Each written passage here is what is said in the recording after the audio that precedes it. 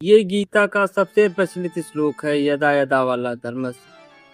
जब जब धर्म की हानि होती है और अधर्म बढ़ने लगता है, तब भगवान करे मैंने किसी न किसी रूप में अवतार लेता हूँ और धर्म की पुनः स्थापना करता हूँ।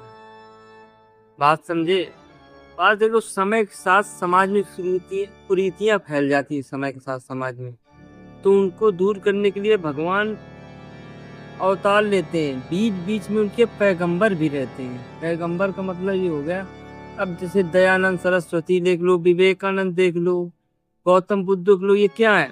जब 22 समाज में पाखंड का बोलबाला था, तब ये सुधार के लिए आए। तो भगवान बीच बीच में आते और फिर बाद में उनका अवतार हो जाए। माता पिता से शरीर बनता है, वैसे सृष्टि प्रकृति और परमात्मा से सृष्टि बनती है। तो जब जब इसका संतुलन बिगड़ता है तो पहले नॉर्मल लोग आते हैं।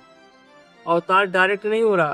पहले अब देखो, इस समय जो प्रेमानंद जी महाराज हैं, उन्होंने कितने लोगों का जीवन परिवर्तन किया। मतलब ये ऐसे संत हैं कि समझो ये ईश्वर का ही रूप है। ये पैगंबर टाइप के बीच बीच में सुधार होते रहते से गौतम बुद्ध, दयानंद सरस्वती, ये क्या है? बीच बीच में समाज का संतुलन बनाने के लिए कार्य होता रहता है। और फिर ये अवतार भी होता है। अवतार तब होता है, देखो त्रेता युग में राक्षसों ने ऋषियों को खा खा कर हड्डियों को ढेर लगा दिए। ऐसा नहीं कि त्रेता युग में पाप नहीं हुआ था, ऐसे ही अवतार नहीं हो जाता है। अभी तो ऐसा कहीं नहीं दिख रहा है कि कोई किसी को खा जा रहा। ऐसे ही जब पाप, देखो जब जो योगदर्शी थे, जो भविष्य देखने वाले थे ऋषि मुनि पहले, तो उन्होंने कलयुग का रूप देखकर उनकी रूह कांप गई। क्योंकि कलयुग में अंत में बहुत पाप होगा। मतलब कलयुग में धर्म कुछ बचेगा ही नहीं। जैसे सतयुग में धर्मी धर्म था, तो कलयुग में एक समय पर अधर्मीय धर्म बचेगा।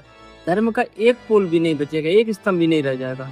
उनकी रूह कांप गई कि अरे ऐसा कलयुग। कलयुग का मतलब है कलयुग है बिल्कुल।